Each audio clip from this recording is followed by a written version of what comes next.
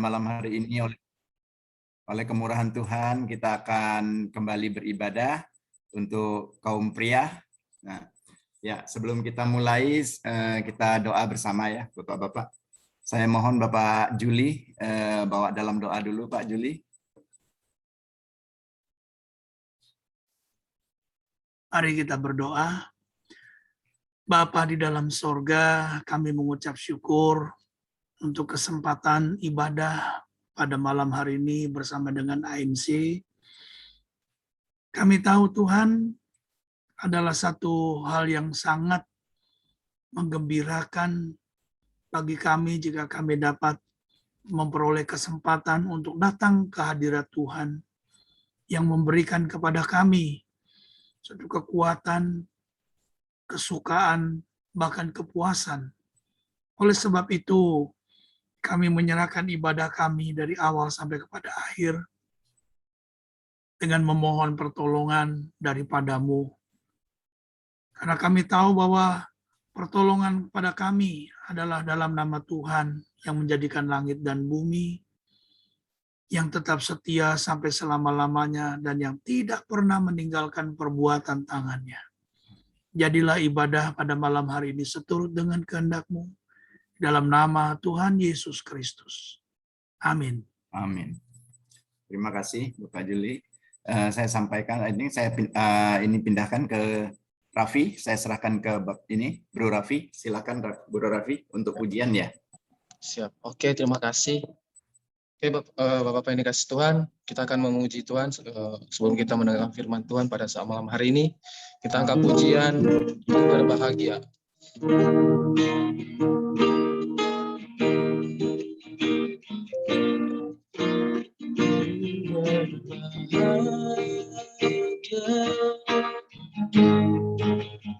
Yakin teguh Yesus abadi, kepunyaanku,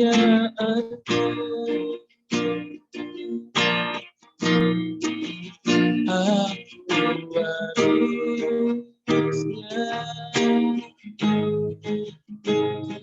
dipeluk ciptaan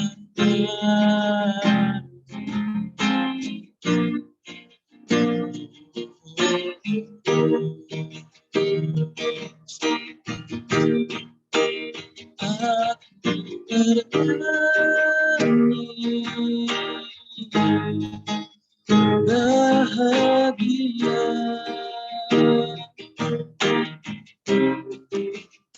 memuji Yesus selamanya.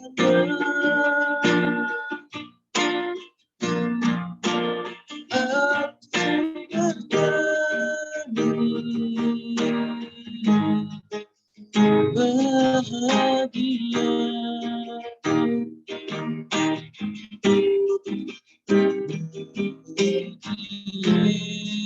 Yesus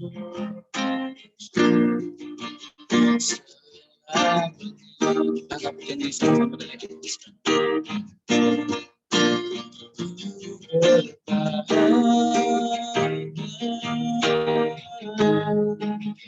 Yakin teguh Yesus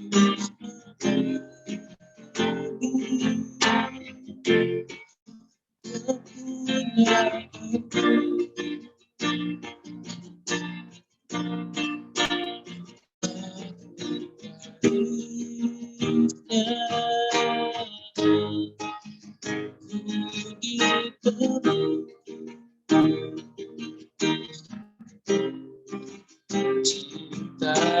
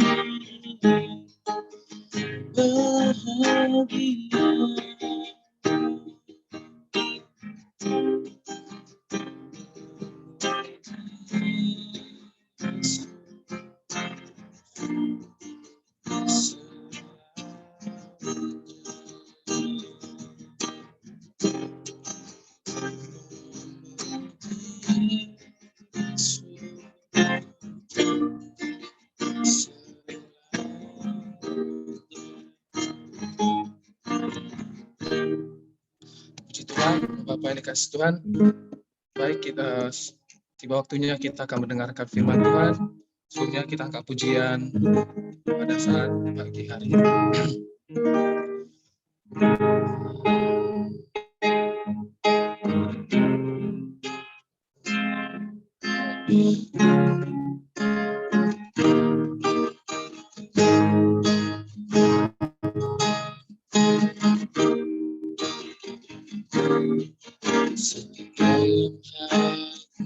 Datang lagi menghadap Tuhan dan rendahkan diri, mengucap syukur buat hari yang Kau beri, memuji Tuhan dengan segenap hati. Sekali lagi kita akan menjadi awal. Saat malam hari datang lagi, menghadap Tuhan dan rendahkan diri, mengucap syukur buat hari yang Kau beri, memuji Tuhan dengan segenap hati. Ku sembahkan Allah Maha Kudus, ku tinggikan Allah Maha Tinggi, ku serahkan tubuh jiwaku dalam bimbingan-Mu, Tuhan.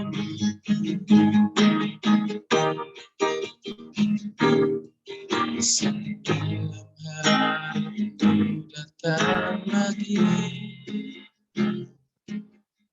menghadap Tuhan dan rendahkan diri, ucap syukur buat hari yang Kau beri, memuji Tuhan dengan segenap hati. Ku sembahkan Allah Maha Kudus, ku tinggikan Allah Maha Tinggi, ku serahkan tubuh jiwaku dalam bimbingan-Mu, Tuhan.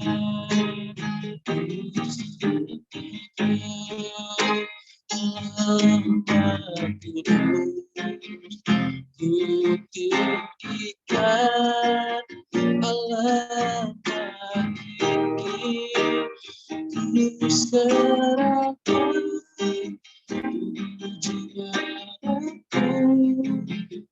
dalam bimbingan-Mu, Tuhan. Dalam bimbingan-Mu, Tuhan. Mari kita sama-sama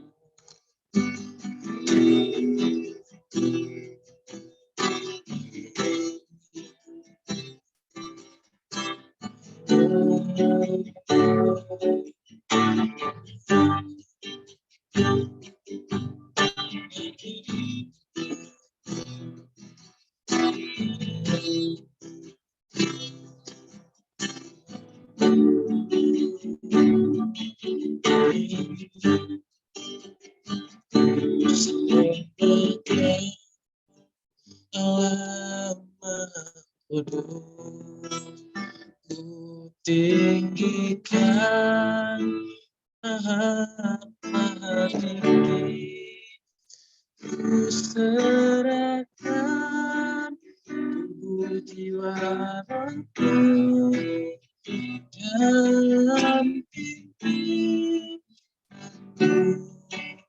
Tuhan. Ku serahkan alamatku, tinggikan alamat tinggi, ku serahkan tubuh jiwa raga dalam pimpinanmu, Tuhan.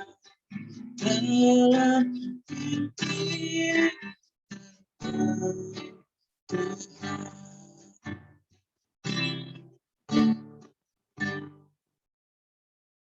Terima kasih Tuhan, terima kasih. Biar kiranya seperti pujian kami pada malam hari ini Tuhan. Biar kiranya kehidupan kami selalu dalam pimpinan Tuhan dan dalam penyertaan Tuhan Yesus. Terima kasih Bapa, kami telah memuji dan menyembah Engkau. Sebentar Tuhan, kami akan mendengarkan firman Tuhan yang akan disampaikan oleh hamba-Mu ya Tuhan. Kiranya Engkau berkati hamba-Mu, Engkau urapi, Engkau tambahkan hikmat yang daripada Tuhan. Dan kami juga Tuhan yang hadir pada malam hari ini, yang mendengarkan firman Tuhan, biar kiranya kami mampu memahami dan mengerti Tuhan, firman Tuhan yang disampaikan pada malam hari ini, dan kami mampu untuk belajar melakukannya dalam kehidupan kami sehari-hari, dan atas penyertaan Roh Kudus, agar orang-orang di sekitar kami juga merasakan kasih karunia yang daripada Tuhan. Terima kasih Bapa. Kami serahkan waktu ini ke dalam tangan Tuhan. Hanya di dalam nama Tuhan Yesus kami telah berdoa. Haleluya. Amin. Untuk menyampaikan firman Tuhan, saya serahkan kepada hamba-Nya.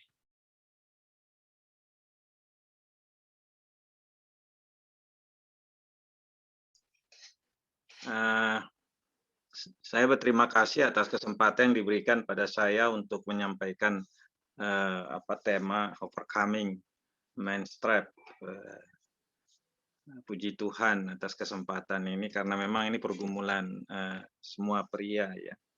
Yang kedua, saya memohon maaf dulu karena bahan-bahan saya PowerPoint sudah saya buat di laptop saya. Tiba-tiba sore hari ini waktu saya tadi mengajar, chargernya itu mati sehingga tidak bisa dipakai lagi mengalirkan baterainya, maksudnya lemah, terus kemudian tiba-tiba mati dan saya kehilangan semua data dan nggak bisa dipindahkan ke laptop saya yang jadul ini. Jadi mohon maaf kalau tidak pakai PowerPoint yang sebenarnya sudah saya siapkan. Hanya lupa saya kemarin itu untuk memindahkan ke hard disk saya. Jadi rupanya ini sekaligus pelajaran buat saya untuk selalu memindahkan pada hard disk. Baiklah, Bapak-bapak sekalian, teman-teman, rekan-rekan, baik yang barangkali lebih senior dari saya, karena saya baru berusia 64 tahun. Mungkin ada juga yang di antara kita lebih senior dari saya, atau mungkin juga yang muda, ya, atau yang masih usia 20-an atau 30-an, seperti itu. Dan memang ini menjadi masalah yang penting kita bahas, terutama kita kalangan pria. Saya ingin membacakan Matius 5 ayat 8, satu perkataan Tuhan Yesus bagi murid-murid yang dipanggil untuk mengikut Dia. Matius pasal yang kelima ayat 8, ketika Tuhan Yesus berkata kepada murid-muridnya, berbahagialah orang yang suci hatinya, karena mereka akan melihat Allah. Sekali lagi, berbahagialah orang yang suci hatinya, karena mereka akan melihat Allah. Dan ini disampaikan oleh Tuhan kita Yesus Kristus kepada para murid, walaupun dikatakan bahwa ini disampaikan pada orang-orang banyak, tetapi sesungguhnya dia sedang mengajari murid-muridnya bagaimana mereka harus menjadi murid yang berkarakter, yang berwatak. Salah satu watak itu adalah memelihara kesucian. Dan di atasnya karakter itu adalah bermurah hati. Di bawahnya adalah pembawa damai. Di atasnya lagi adalah orang yang selalu mencintai kebenaran. Haus seperti kita ini kan, kita karena haus akan kebenaran, kita datang kumpul walaupun kita secara virtual. Saya berterima kasih kepada Tuhan bahwa kita ini adalah orang-orang yang haus akan kebenaran. Mungkin kita sudah tahu, tapi kita diingatkan kembali oleh firman Tuhan. Dan banyak lagi karakter-karakter lain. Di atasnya lagi lemah lembut. Ya, di atasnya lagi bersedia miskin di hadapan Allah. Jadi di rentetan apa itu karakter-karakter yang dikehendaki oleh Tuhan, bahkan karakter yang akan diberikan oleh Tuhan kepada siapa mengikut Dia, itu adalah salah satunya kesucian hidup. Dan kesucian hati ini adalah dampaknya dikatakan akan melihat Allah. Melihat Allah bukan hanya dalam melihat secara visual ya, tapi melihat secara rohani juga.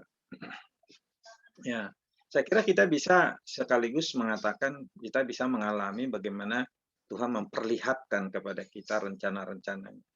Saya yakin Bapak Ibu, Bapak-bapak sekalian, teman-teman punya pengalaman-pengalaman bagaimana Allah menyingkapkan hal-hal yang mulia, hal yang kudus. Bahkan barangkali usaha dagang, barangkali juga masa depan keluarga, masa depan anak-anak, diperlihatkan Tuhan pada kita. Bahkan panggilan-panggilan pekerjaan pelayanan. Itulah sebabnya dikatakan, berbahagialah orang yang suci hatinya karena mereka akan melihat Allah. Nah, kalau kerinduan orang adalah melihat Allah, berarti apa yang menodai? Yang menodai itu adalah kalau hatinya menjadi cemar. Di Amsal 4 ayat 23, jagalah hatimu dengan segala kewaspadaan, karena dari situlah terpancar kehidupan. Jadi kunci segala sesuatu sebenarnya dalam hidup ini, menurut hemat saya, adalah apa yang dinamakan dengan hati. Jagalah hatimu. Dan kita tahu, ada juga perkataan Tuhan Yesus pada murid-muridnya, kasihilah Tuhan Allahmu dengan nomor satu, hatimu. Kasihilah Tuhan Allahmu dengan segenap jiwamu. Jiwa itu kan perasaannya. Dan kemudian kasihilah Tuhan Allahmu dengan akal budimu, reasoningmu. Kemudian kasihilah Tuhan Allahmu dengan kekuatanmu. Nah, jadi karena kasih kita kepada Allah, maka kita menjaga kesucian hidup kita. Karena kalau orang menjaga kesucian hidupnya, merindukan hal-hal yang kudus di hatinya, berarti dampaknya adalah Allah seperti membalaskan, memberkati orang yang menjaga kesucian hatinya. Jadi pintu masuk sebenarnya adalah hati. Jadi Terus apa terutama dalam rentetan menjaga hati ini, saudara bisa lihat dalam rangka apa Tuhan mengizinkan, menghendaki kita murid-muridnya menjaga kesucian. Dalam rangka supaya 13, karena kamu adalah garam dunia. Lalu kalau kamu garam dunia, kamu menjadi tawar, so useless, kamu akan diinjak orang. Sebenarnya itu adalah bahasa kiasan dari Tuhan Yesus. Kalau garam kehilangan asinnya, ya nggak berguna lagi.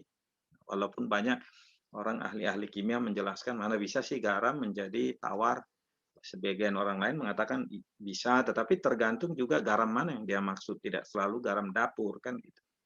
Terus kemudian juga ya kita lihat ayat 14, kamu adalah terang dunia. Ya, jadi kalau kamu adalah garam dunia, kamu adalah terang dunia. So, dengan cara apa kamu berperan sebagai garam dan terang dunia di tengah-tengah dunia yang berubah ini? Jawabnya adalah kembali pasal 5 ayat 8. Jagalah kesucian hati. Jangan berkoar-koar orang. Kitalah garam terang dunia katanya, tapi tidak menjaga kesucian hati. Tahun lalu tanpa mengulangi saya hormat kepada seorang hamba Tuhan bernama Raffi Zakaria. Saya hormat sekali karena beliau adalah orang apologet yang hebat, banyak orang dipimpin pada Tuhan. Dia meninggal usia 70-an. Tetapi ada hal yang menggoncangkan dunia, menggoncangkan kekristenan karena katanya di HP-nya, karena diselidiki HP-nya itu lebih dari 200 gambar-gambar porno yang dia simpan. Dan belakangan memang istrinya membela diri. Istrinya mengatakan, siapa saja yang berkenalan Raffi Zakaria, dia foto dirinya, dia foto mungkin dengan pakaian yang tidak rapi, ya, kadang-kadang mungkin mengganggu, lalu dikirim ke HP beliau, mungkin beliau tidak mendelete. Itu pembelaan dari istri. Walaupun kontroversi. Tetapi apapun yang terjadi adalah bahwa kenapa seorang hamba Tuhan menyimpan, mengizinkan pada HP dia itu, pada galeri itu adalah gambar-gambar wanita porno. Ya. Dan apakah HP kita menjadi tempat porno? Mestinya kalau ada hal seperti itu ya delete saja kan gitu. Jadi itu menjadi hal yang beliau memang sudah bersama dengan Tuhan, saya yakin. Ya, karena dia menderita kanker, bertahan selama 7 bulan, dan kemudian tentu saja pasti dia perserahan diri pada Tuhan dan seterusnya. Nah, tetapi tentu di balik itu semua ada hal yang menjadi warning bagi saya sebagai hamba Tuhan, warning bagi kita juga sebagai hamba Tuhan dalam keluarga. Ya. Tidak hamba Tuhan di gereja, ya hamba Tuhan di keluarga kita kan gitu ya. Jadi kita juga harus menjaga mawas diri gitu. Kenapa ini persoalan Bapak Ibu sekalian, saudara? Jadi artinya adalah karena ini perbedaan pria dengan wanita. Ada seorang ahli psikologi menjelaskan hubungan anatomi perempuan dengan laki-laki. Maaf kata, kalau kita lihat kalau perempuan kan ada rahim, ya. Jadi alat kelamin juga berbeda. Jadi kelamin lalu kemudian rahim. Jadi kemudian laki-laki beda alat kelaminnya. Alat kelamin laki-laki itu keluar. Jadi keluar dia itu sebabnya dia katakan menarik juga ya, orientasi kaum pria adalah ekspansionis ya. Karena dia pemberi benih. Ya, tumbuh di sana, tumbuh di sini. Memang kalau dunia bisnis kita lihat laki-laki lah yang ekspansionis kan gitu. Dan kemudian yang perempuan itu accepting, menerima. Itu sebabnya dikatakan para perempuan kalau jadi pemimpin, dia menekankan harmoni. Bagaimana supaya orang yang ada yang dia pimpin itu selalu damai, tenang gitu. Kayak induk ayam yang kalau ada anak-anaknya selalu bawa dia. Jadi orientasi ini membuat kita melihat juga kecenderungan kaum pria adalah pria itu jatuh cinta karena matanya, menyukai sesuatu karena matanya. Ya tentu wanita juga ya sama kalau dia melihat uang, melihat benda. Tetapi hal-hal yang erotik, ya hal-hal yang erotik kaum pria itu adalah pada matanya, kan? Kalau wanita adalah pada apa yang dia dengar. Makanya kalau wanita itu mendengar rayuan, lama-lama dia KO, kan? Karena itu masuk ke dalam dunia emosi dia.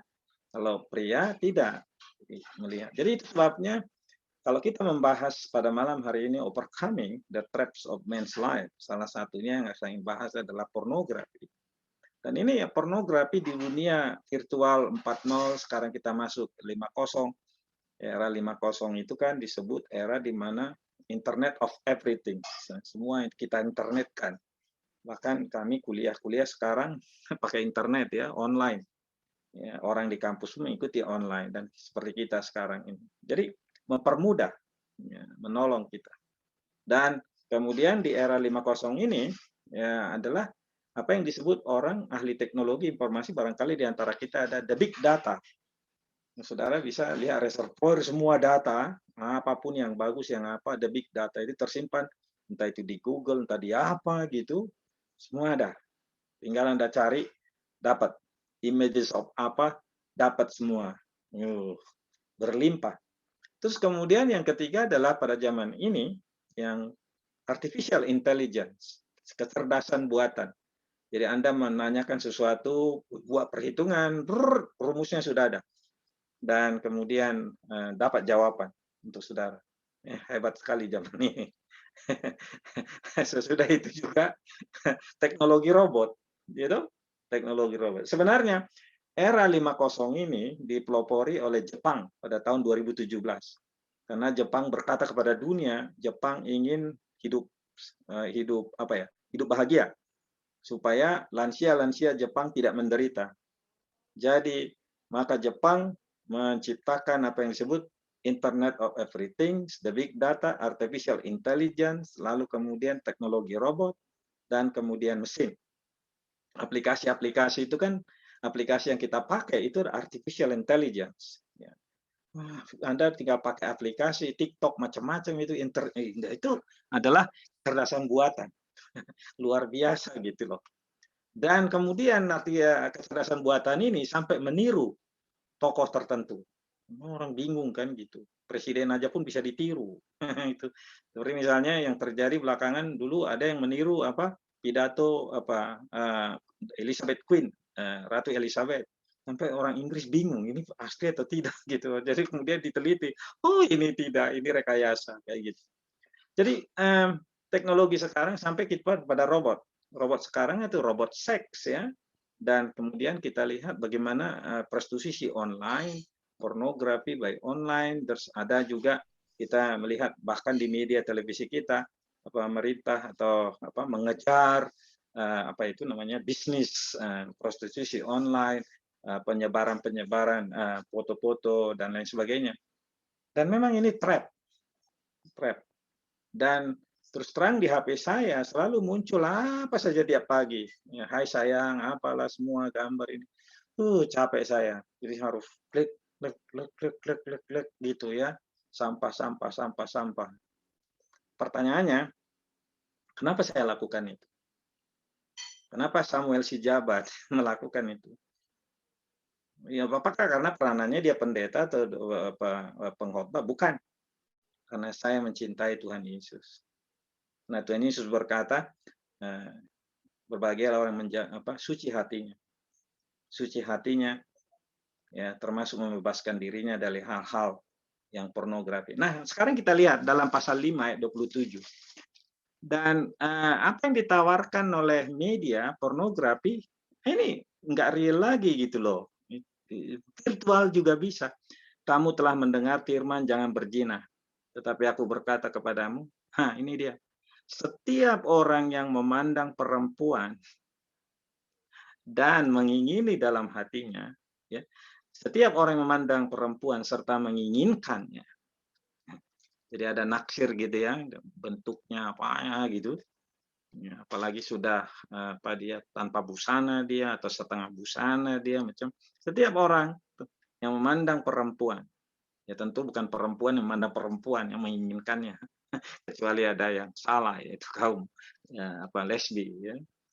Setiap orang yang memandang perempuan serta menginginkannya, nah kata Tuhan Yesus, adultery, perzinahan di dalam hatinya.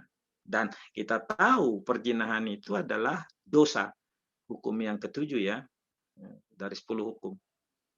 Adultery di hati. Perzinahan itu di hati. Karena dikatakan telah berzina dalam hatinya. So, dosa itu dipupuk di hati. Dari mata. Karena ada kata memandang. Ya, dipandang, diarami, dilihat lagi, dan mulai kena enjoy, lalu kemudian apa?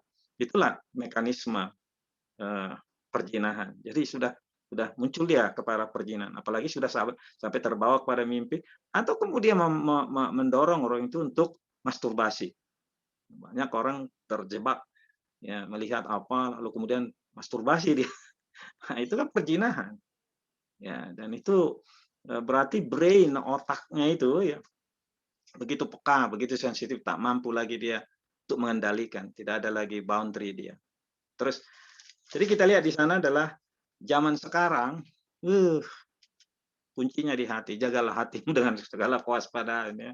Jadi, kalau kita ada kesucian hati, delete, no gitu. Ya. Jadi tiap hari saya buang gitu ya. Yang saya pikirin kenapa gitu, sampai pernah saya nanya anak saya, kenapa saya muncul bahkan di laptop saya, terus kemudian dicari penyebabnya, oh matikan yang ini kunci ini, akhirnya dia nggak datang lagi. Dan kemudian kalau di HP itu kan ada muncul dia, lalu kemudian ada saya delete, lalu kemudian yang herannya itulah artificial intelligence, dan kemudian tiba-tiba muncul ucapan thank you, we will improve. Maksudnya terima kasih, kami akan improve pelayanan kami, katanya. Ini macam-macam. Besoknya datang lagi dia, delete lagi, terus bikin lagi. Thank you, we'll improve. You help us to improve our service.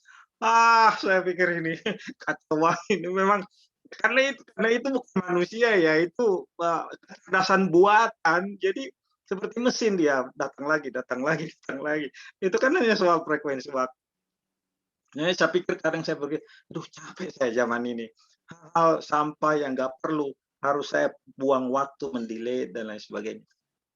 Persoalannya berapa banyak kaum pria yang terjebak ya, enjoy dan habis waktunya di situ dan mempengaruhi memori, dan ketika memori mempengaruhi emosi dia. Dan pertanyaannya, firman Tuhan yang dia pelajari mungkin jadi apa ya, jadi hambar gitu loh. Persis kata Rasul Paulus, dalam pikiranku aku mencintai firman Tuhan, tetapi dalam hatiku anggota tubuhku aku yang lain, katanya. Nah, jadi kita lihat di sini bagaimana solusinya. Ayat 29. Saya suka sekali membaca ini. Kalau matamu yang kanan menyesatkan engkau. Itu kan porn yang muncul ke HP kita, itu kan mata. Sasarannya kan mata. So, kalau mata ini mau melayani dia, ya jadi. Kan ya, takes time, lalu kemudian jari, kolak-katik, mungkin. Padahal sebenarnya ada orang mengatakan, hell and heaven itu only one click. Kalau Anda klik delete dia. Kalau Anda klik oke ya, oke dia. Jadi betul apa yang dikatakan orang. Hell and heaven, surga dan dunia itu hanya one click, the touching gitu ya. Nah, jadi kita lihat di sini mata. Jadi kalau kita mau bebas, pria mau bebas dari trap seperti itu, tetapkan hati, kesucian hati. Tetapkan hati, Tuhan Yesus mengasihi saya, Tuhan Yesus menginginkan saya murid, Tuhan Yesus menginginkan saya menjadi orang suci hatinya. Tuhan Yesus mengatakan dalam firman-Nya, memandang perempuan, apakah virtual, apakah itu real, ya, apakah itu on-site atau online, yang bukan pasangan kita, itu adalah perzinahan. Karena itu membangkitkan erotik, mencintai, menginginkan orang lain, walaupun nanti itu dalam khayal. Menjadi pertanyaan dari banyak orang yang kita baca, saya baca juga dalam buku perdebatan. Apakah orang masturbasi onani ketika membayangkan perempuan itu adalah dosa? Ya dosa, karena yang dibayangkan barangkali bukan pasangannya. Jadi kalau yang dibayangkan itu bukan pasangannya, itu zina dong. Karena itu sama dengan tanda petik persetubuhan, enjoying the body of others yang bukan pasangan secara erotik. Dan bagi saya itu adalah perzinahan seperti dikatakan oleh Tuhan Yesus. Maka Tuhan Yesus bilang, Kalau matamu cut, ya jadi maksudnya jangan layani keinginan matamu. Kata cungkil, buang itu kan sebenarnya kata gaya bahasa hiperbolis, serem dibuat, tetapi sebenarnya punya makna be careful, ya, hati-hati. Kau harus menguasai matamu dan ayat 20-30 tanganmu yang kanan. Ya memang kita pegang HP apa semua tangan toh. Jadi mata, tangan, terus apa lagi itu? Ya, iya betul, tangan, ya mata dan tangan itu harus dikuasai. Jadi itu kalau kita membebaskan diri dari apa jebakan-jebakan di era modern ini, ketetapan hati, ya merindukan yang suci. Karena Tuhan Yesus berkata kepada saya hal seperti itu yang kita lihat. Jadi menguasai hati dan pikiran kita supaya kita boleh terlepas dari situ. Nah, satu. Yang kedua, saya melihat dari nasihat Rasul Paulus, nanti kita akan diskusi Bapak Ibu sekalian. Kita lihat apa yang dikatakan Rasul Paulus menarik sekali, ya. Saya mulai dulu dari kitab Yakobus deh. Yakobus pasal 1 ayat yang ke-14-15. Mekanisme dosa, ya. Kenapa kita menjauhi jebakan-jebakan pornografi yang sangat melekat di gadget kita? Itu Yakobus 1 ayat yang ke-14-15. Tetapi tiap-tiap orang dicobai dan dipikat oleh keinginannya sendiri. Wow. Jadi ada keinginan, sudah ada. Makanya dikatakan tadi, ada orang mengingini, memandang, dan mengingini dalam hati, kata Tuhan. Jadi dipikat oleh keinginannya, diseret olehnya. Nah, oke. Sementara dia muncul ke layar kita, sementara dia muncul ke HP kita, gadget kita, dan kalau kadang ada membuka apa, kalau Anda membuka Facebook, wah ada pilihan juga di situ. Harus dimatikan itu, ya ada bagian tertentu yang tiba memunculkan banyak hal. Jadi rupanya kita harus bisa cari itu, matikan itu supaya tidak muncul-muncul lagi. Ada 2 bagian itu yang saya lihat. Itu berbahaya sekali, selalu muncul gitu. Dan kemudian apa yang dilihat ayat 15 adalah apabila keinginan itu telah dibuahi. Nah, jadi makanya perlu kita delete. Cepat-cepat delete. Tangan, ya, delete dia. Jangan dibuahi. Jangan dipikirkan. Jangan layani gitu loh. Dia datang tampil jangan dilayani. Entah itu dikirimkan orang sengaja atau apa saja, jangan dilayani karena memang artificial intelligence masuk ke Instagram, masuk dia ke HP kita. Artificial intelligence itu karena ada the big data disimpan di situ semua, yang serem, yang apa dan semua. Terus artificial intelligence dengan sendirinya dia menyebarkan ke berbagai HP orang. Jadi kita memang berhadapan dengan laskar yang tak terlihat, ya, sudah by design dia, dan dia masuk. Jadi saya kira kuncinya di kita, dan apabila keinginan itu telah dibuahi yang melahirkan dosa, dan apabila dosa itu sudah matang yang melahirkan. Jadi jangan layani kalau kita kaum pria, karena kelemahan kita pada mata kita. Sekali kita memberikan, saya kira akan terus-menerus keinginan itu, karena itu namanya godaan itu, dosa itu seperti itu, jadi keinginan itu.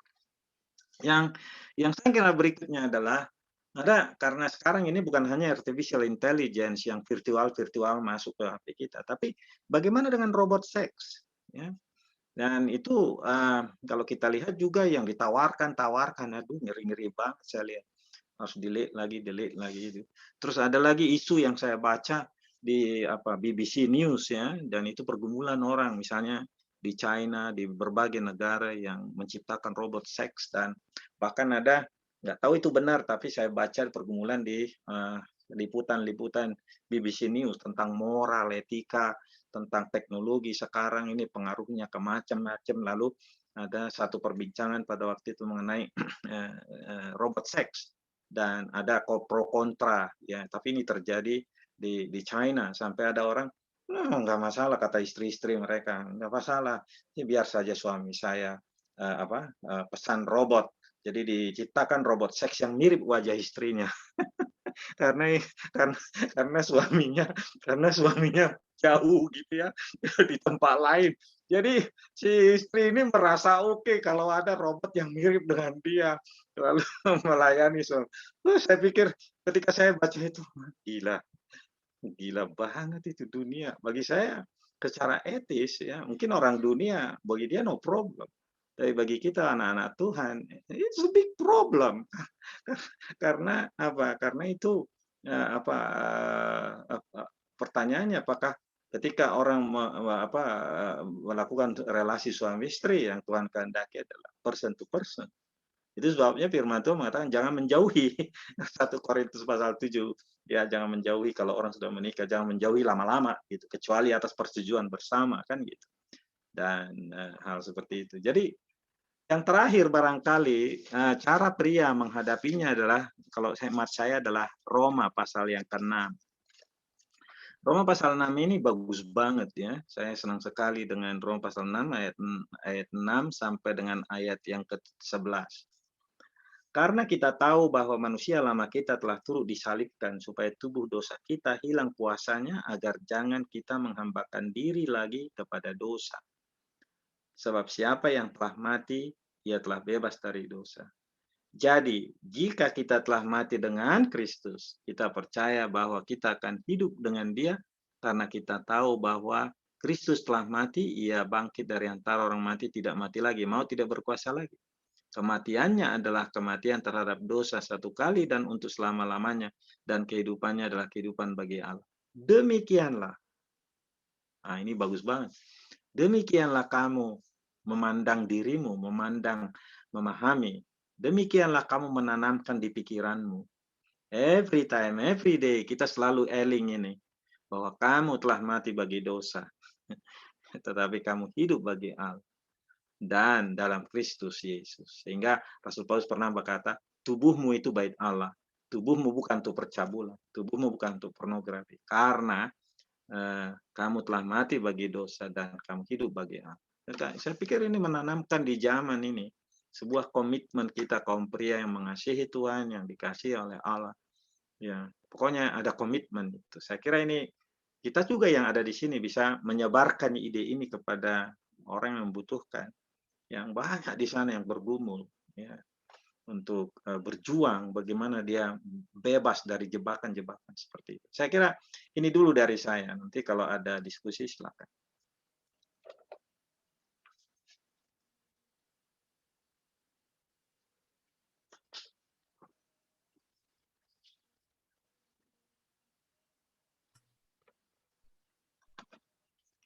Ya, terima kasih Bapak Pendeta Sijabat untuk firman Tuhannya dan untuk pencerahannya bagi kita-kita. Mungkin ada dari teman-teman yang ingin mengetahui lebih banyak lagi tentang apa, bisa silakan bisa bertanya sama Bapak Pendeta Sijabat.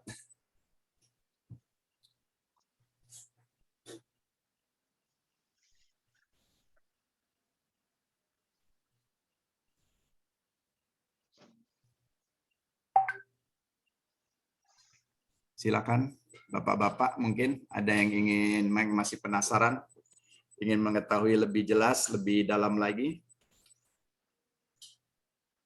Jadi karena intinya memang begini ya Pak Sijabat ya, karena kita tidak bisa mengatasi atau mengubah sesuatu yang di luar kita, jadi intinya kita lah yang harus membentengi diri kita gitu ya Pak ya. Ya. Ya, mirip dengan kalau ya di PowerPoint saya sebenarnya sudah buat ilustrasi itu ya. Jadi mirip dengan ketika kita misalnya mengendarai ya, terus ada hujan, ada apa, terus kita pakai wiper kan gitu ya. Jadi hujan boleh datang, badai boleh datang, tapi kita di dalam mobil kita stay karena kita punya wiper. Wiper itu adalah firman Tuhan, doa kita, sehingga bagaimana kita, betul sekali Pak Hendrawan tadi mengatakan kuncinya di kita, bagaimana setting hati kita. Dan itulah sebabnya saya katakan mulai dari perkataan Tuhan Yesus. Orang yang cinta Tuhan Yesus berarti mencintai apa yang dikatakan Tuhan Yesus, memelihara kesucian hidupnya. Karena bonusnya besar. Bonusnya adalah rahasia-rahasia berkat Tuhan diberikan pada orang semacam itu. Tapi kalau memang sudah terbiasa, ya sudah biasa dia jadi tidak melakukan.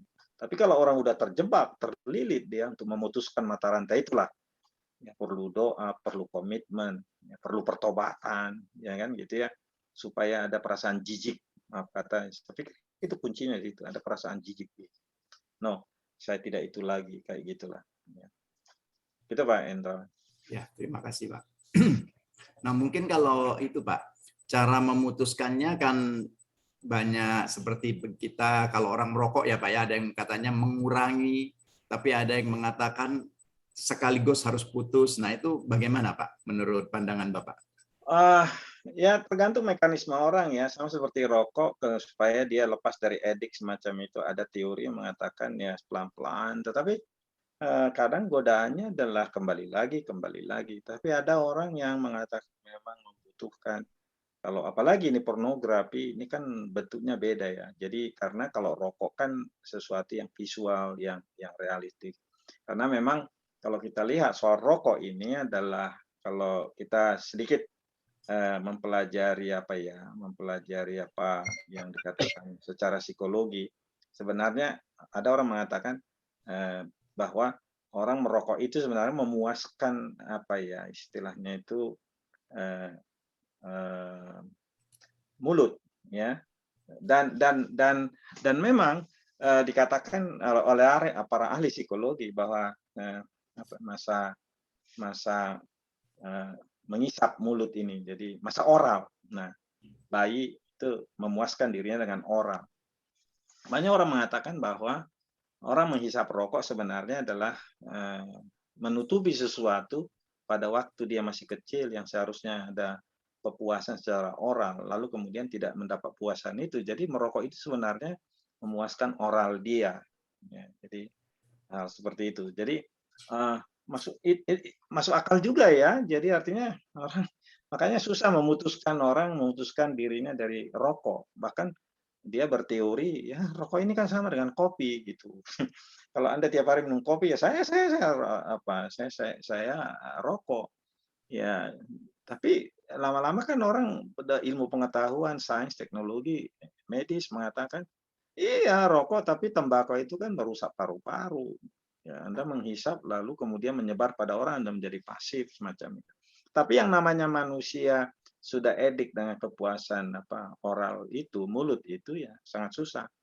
Nah, jadi sehingga ada teknik-teknik yang penyadaran, lakukan seperti ini, kurangi ini, kalau sudah berkurang apresiasi atau alihkan.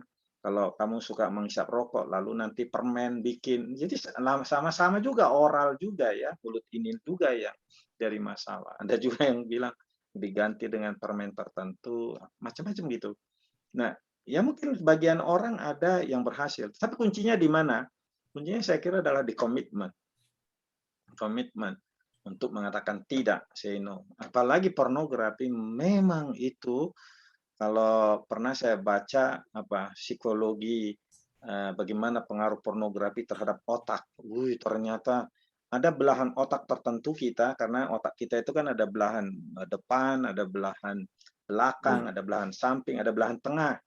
Yang belahan tengah itu talamus, hipotalamus yang mengendalikan hawa nafsu kita. Dan kalau orang sudah sering menonton porno itu, jadi seperti terekam dia di situ, di bagian itu. Jadi itu sebabnya dia selalu ingin lagi. Nah, seperti itu ya. Dan saya pikir, luar biasa pengaruhnya. Makanya memutus mata rantai bukan hal yang mudah. Itu sebabnya bagi saya pendekatannya ya tetap pendekatan rohani, ada kesadaran, pertobatan bahwa itu najis, itu tidak kudus. Sementara tubuh saya ingin saya kudus di hadapan Tuhan. Kalau saya mencintai kekudusan hidup, kekudusan pikiran, karena pornografi membuat saya tidak kudus, lalu bagaimana dengan berkat Tuhan? Lalu bagaimana dengan berkat Tuhan untuk keluarga saya, untuk pasangan saya, untuk anak saya, dan lain sebagainya. Kita harus berpikir seperti itu ya. Ditanamkan di pikiran pada kita, kerugiannya ini bukan untuk saya saja. Tapi kan kita lihat, apalagi orang sebagai kaum pria sebagai kepala rumah tangga. Kalau kepala rumah tangganya bermasalah, ya kita tahu bagaimana itu pengaruhnya secara terselubung kepada orang lain, dan Tuhan akan seperti apa ya? Seperti berbicara mengingatkan dia, "Hei, kamu wrong, kamu salah," gitu ya. Kamu bertobat. Jadi iya, yang katakan oleh Pak Endrawan, ada pendekatan pelan-pelan memutus.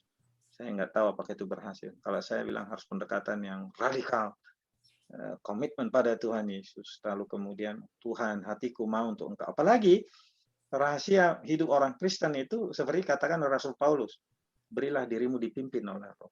Wah, itu udah sebenarnya tiap hari saya pagi-pagi sebelum bertugas saya suka bilang saat teduh, Tuhan, karena Engkau berkata berilah dirimu dipimpin oleh Roh, berilah dirimu dipenuhi oleh Roh, maka pada pagi hari ini dari ujung rambut sampai kaki saya memberi diri saya untuk Engkau pimpin, Engkau penuhi. Gimana caranya terserah. Sehingga itu bisa terasa loh Bapak-bapak sekalian, rekan-rekan. Kalau kita berdoa begitu ya, meminta Tuhan hari ini, karena firman-Mu berkata, berilah dirimu dipenuhi oleh Roh, berilah dirimu dipenuhi oleh Roh, maka Kau penuhi hati saya hari ini. Saya akan berjalan bersama. Saudara, kalau jujur mengatakan itu, kalau setiap orang kaum pria jujur mengatakan itu, saya yakin dan Roh Kudus itu akan memampukan mereka, dan yang luar biasa membuat dia insaf. Dan kemudian ada kemampuan baru untuk no. Kalau itu muncul lagi, ya keinginan-keinginan. Jadi kalau saya menganggap Pak Endrawan itu campur tangan intervensi ilahi itu number one. Gimana kira-kira? Latih-latih sedikit ya, tapi memang tanpa, mungkin latihan ada, tapi tanpa kuasa Roh Kudus. Komitmen tidak ada Roh Kudus ya, saya kayaknya susah. Ya, saya rasa menurut saya juga mungkin memang harus radikal ya Pak ya, karena kalau dari penjelasan Bapak tadi, apakah bisa kita mengambil satu kesimpulan bahwa kalau tadi untuk kepuasan oral merokok itu mungkin ada batasnya ya Pak ya, tapi kalau kepuasan dalam alam pikiran tidak pernah ada batasnya gitu ya Pak ya. Luar biasa. Jadi makanya kita kalau mau pelan-pelan juga akan susah ya Pak ya. Menurut hemat saya ya, tapi saya kan tidak punya pengalaman bahwa saya memutus pelan-pelan. Saya tipe kalau saya tanamkan di hati saya Matius 5:8 ya. Jadi kalau saya murid Tuhan Yesus, kemuridan saya adalah mematuhi apa yang dikatakan, berbahagialah orang yang suci hati. Terus kemudian kesucian hati itu tiba-tiba di pasal 5 ayat 27 ya, soal menghadapi perzinahan, pornografi kalau kita masuk. Terus sebenarnya ada di 1 Korintus pasal 6, tubuh itu bukan untuk percabulan, tapi tubuh itu adalah baik Roh Kudus. Jadi kalau ini saya eling di pikiran saya sebenarnya ada apa ya? Ada kekuatan-kekuatan orang untuk membebaskan dirinya gitu. Tinggal orang mau nggak kan gitu. Ya. Kalau dia nggak mau ya salah juga. Terima kasih Pak. Mungkin buat teman-teman yang lain. Selamat malam. Selamat malam Pak. Pria-prianya Allah yang saya cintai. Selamat malam Pak Sijabat. Malam. Dapat bertemu lagi dengan Bapak malam hari ini Pak. Ya, makasih Pak Beno. Terima kasih untuk pemaparan firman Tuhan yang begitu jelas dan gamblang.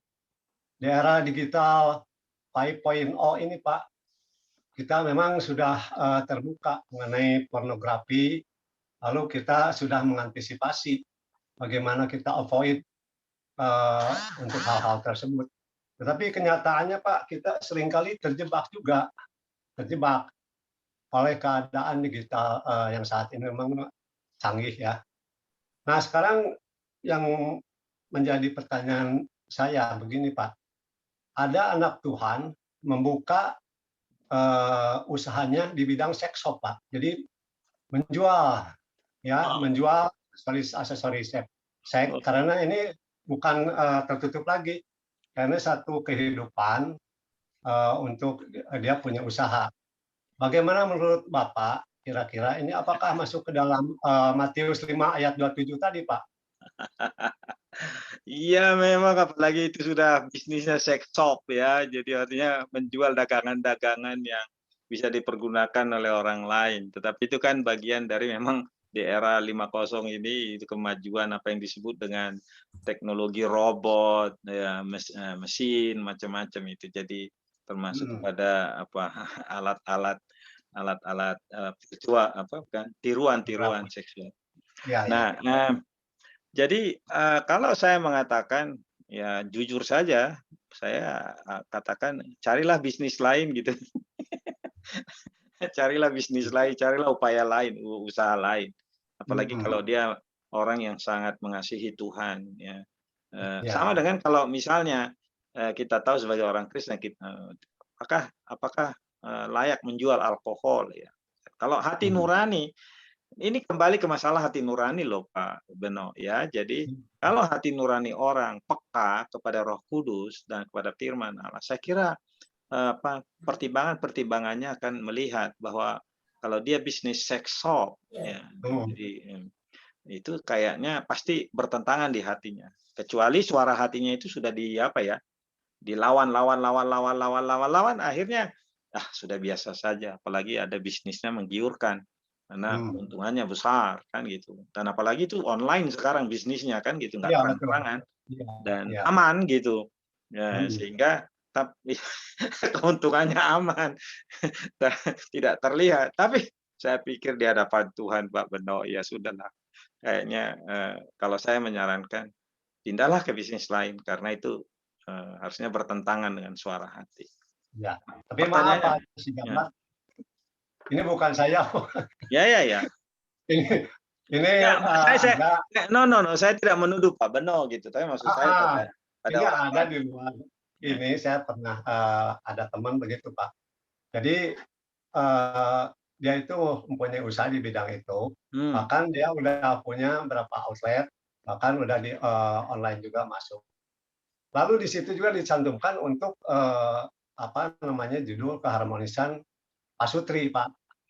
Nah, ini yang mungkin kira-kira menurut Bapak bagaimana, Pak? Kira-kira itu bisnis tersebut memang masuk ke dalam Matius 5:27 atau bagaimana?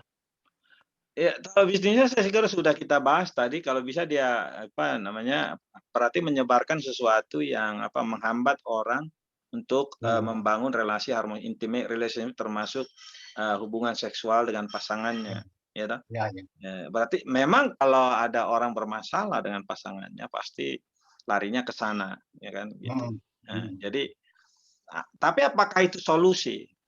Apakah itu solusi? Atau justru sebenarnya yang dicari bagaimana memperbaiki relasi orang pasangan suami istri. Tuh, kalau misalnya kecuali kalau misalnya orang sudah menopause, ya, kalau orang sudah usia 55, 56, apalagi kalau lansia 60 kan itu sudah menopause pasangannya. Tentu pertanyaannya apakah bagaimana mereka untuk meningkatkan keharmonisan mereka? Apakah orang yang usianya 60-an, 65 tahun lalu mimpi kayak pria 30-an tahun?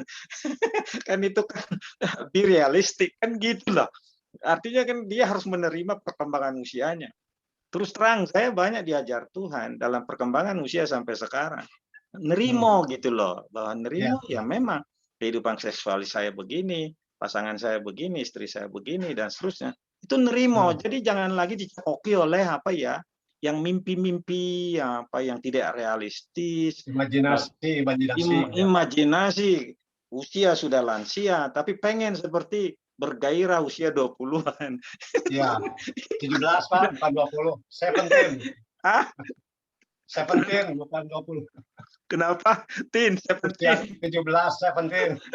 Tapi itu kan bukan pikiran yang normal menurut saya. Yang normal itu menurut saya bagaimana hidup kita itu bermakna dan kita menerima perkembangan kita. Dan kita berdamai dengan perubahan itu. Berdamai dengan perubahan itu. Termasuk kalau orang sudah lansia, kehidupan seksualnya berubah, lalu kemudian itu bagaimana berdamai dengan situasi itu dengan tetap fokus menikmati kasih Allah dan relasi di dalam keluarga. Saya kira hal seperti itu loh. Jadi memang ini ketika orang tidak tahu hal itu, ya itu tadi. Lalu bermimpi-mimpi seperti yang 17 tadi. Caranya gimana ya? Dipesanlah dari seks shop ya. Ya dan lain sebagainya. Padahal sebenarnya itu tipuan untuk dirinya sendiri. Ya. Jadi be yourself dalam rencana Allah perubahan diri kita. Dan saya kira kalau kita berjalan dengan Tuhan, bagaimana kita menjalani usia kita sampai masa lanjut usia, kan gitu ya. Iya, iya. Ya, saya kira begitu Pak Beno.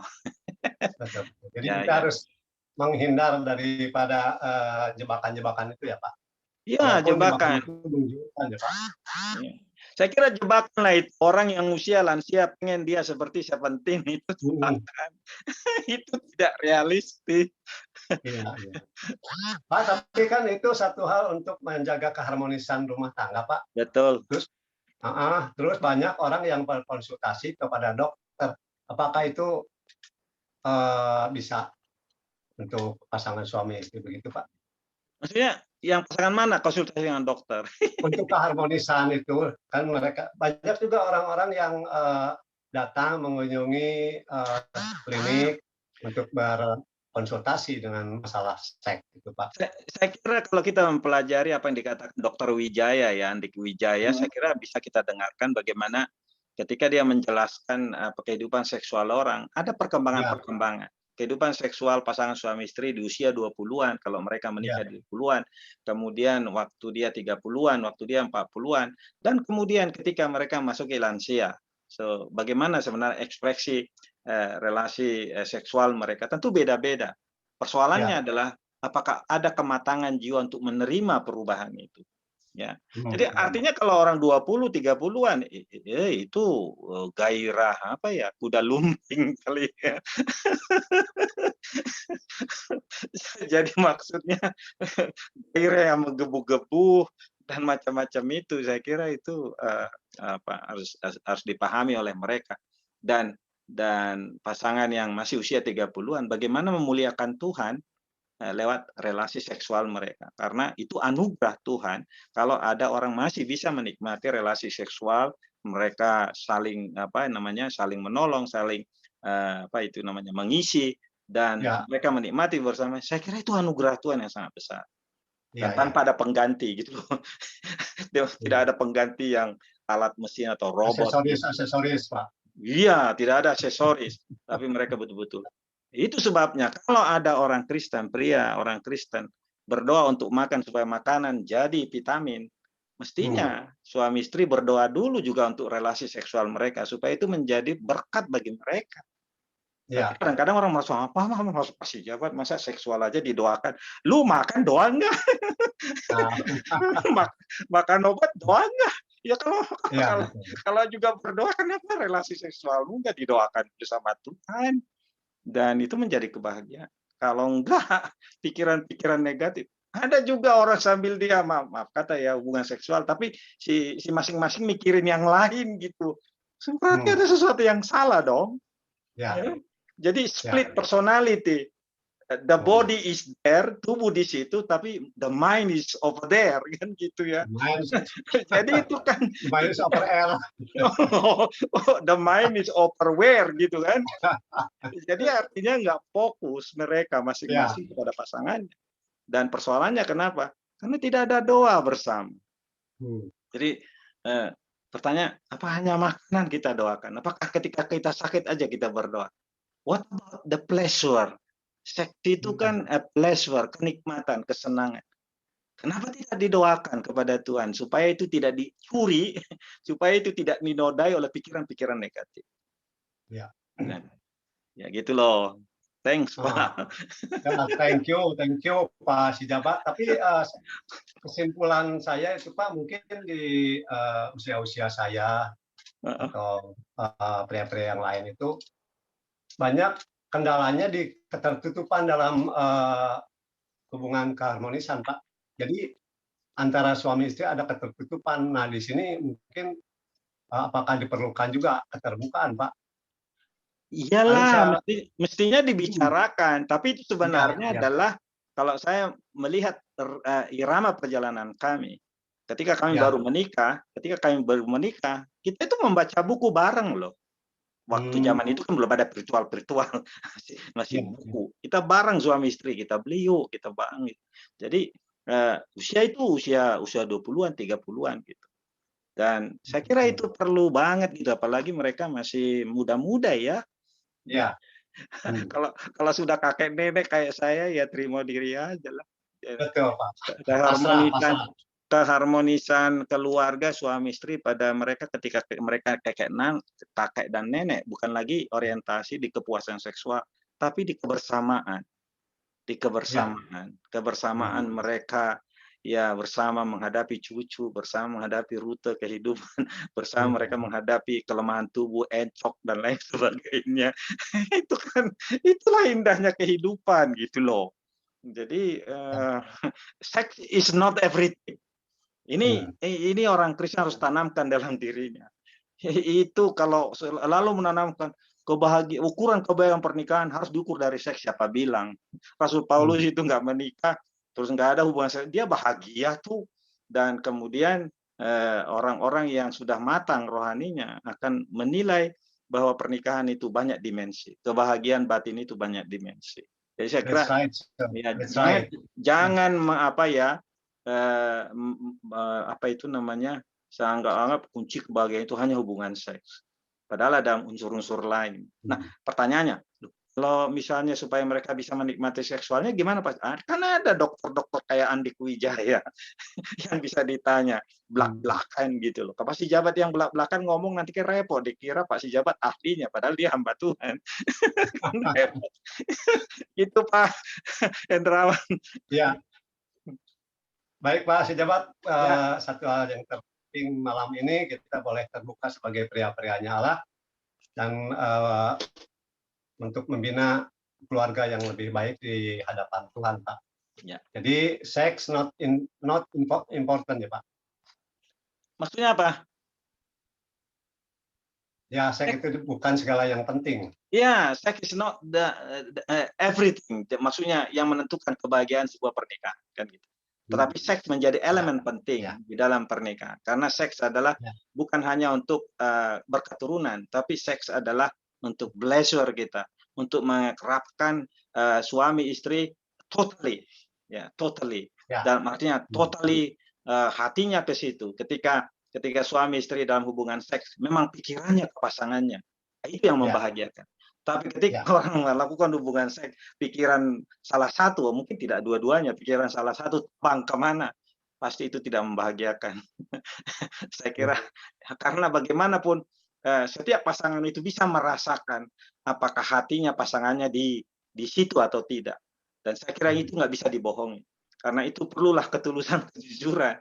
Dan itu sebabnya melibatkan Tuhan di situ. Karena Tuhan akan membuat dia sumber cinta, sumber kasih, sumber kenikmatan hidup. Saya kira kita jangan estimate menganggap rendah Tuhan. Masa urusan seks Tuhan dilibatkan? Lah, Tuhan menciptakan manusia itu laki-laki dan perempuan, lalu mereka menjadi satu daging, satu tubuh. Itu seks. Siapa yang membuat itu? Ya Tuhan. Jadi kalau misalnya orang mau di dalam kebahagiaan itu ya kembali kepada penciptanya. Libatkanlah pencipta itu ya Allah, Tuhan Yesus Kristus, Roh Kudus kan gitu ya. Ya. Terima kasih Pak Sijabat. Pelajaran penting ini buat kita semua untuk kita tetap fokus kepada Tuhan. Terima kasih, Tuhan memberkati Pak Sijabat. Saya kembalikan kepada moderator Pak Hendrawan, silakan.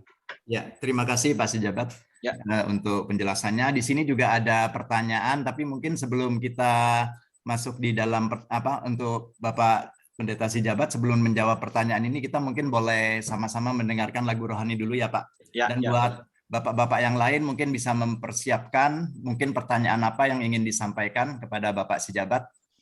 Jadi kita akan mendengarkan lagu rohani dulu. Saya serahkan kepada host ya yang mengatur ya. Silakan.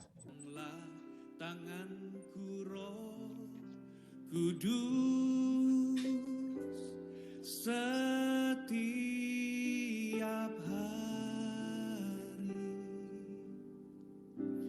ku tak dapat jalan sendiri tanpa Roh-Mu.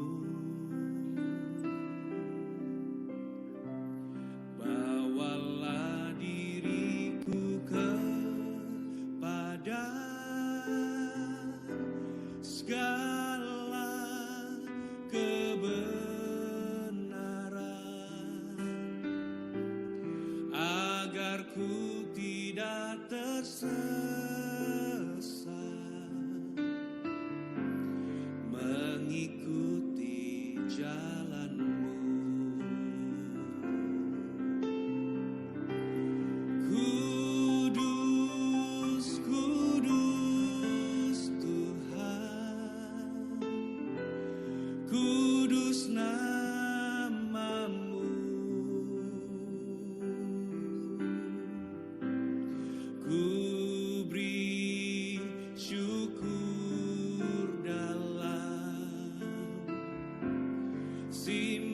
simfoni indah.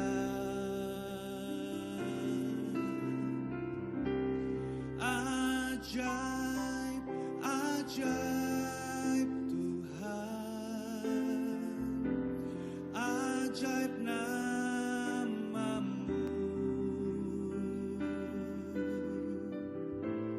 nama yang beri menang, Yesus namanya. Bersama-sama peganglah tanganku, Roh Kudus, setiap hari. Ku tak dapat jalan sendiri tanpa Roh-Mu. Bawalah diriku kepada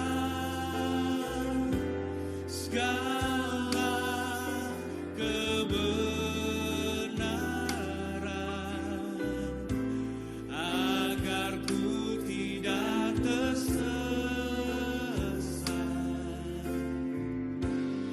mengikuti jalan-Mu. Kudus, kudus Tuhan, kudus, kudus Tuhan, kudus namamu.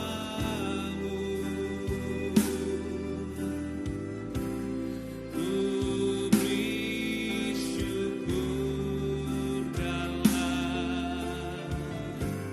simfoni indah. Ajaib, ajaib Tuhan, ajaib namamu,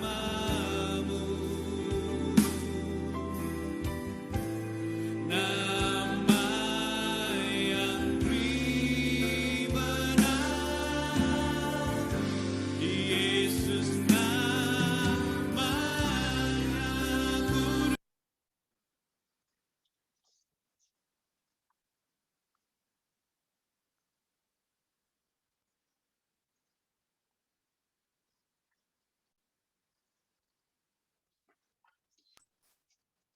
Ya, udah? Sudah. Oh, masih Halo? terus? Terputus memang udah selesai. Udah selesai? Selesai Pak Wan. Oh ya, terima kasih Bro Yusman untuk ininya. Mungkin saya kembalikan lagi kepada Bapak Pendeta Sijabat. Mungkin di sini sudah ada beberapa pertanyaan, Pak. Oke, saya menjawab dulu pertanyaan dari Pak Yusman yang seperti ini. Malam Sijabat, mohon pencerahan untuk ayat ini 1 Korintus 6 ayat 18. Jauhkanlah dirimu dari percabulan. Setiap dosa lain yang dilakukan manusia terjadi di luar dirinya, tapi orang yang melakukan percabulan berdosa terhadap dirinya sendiri.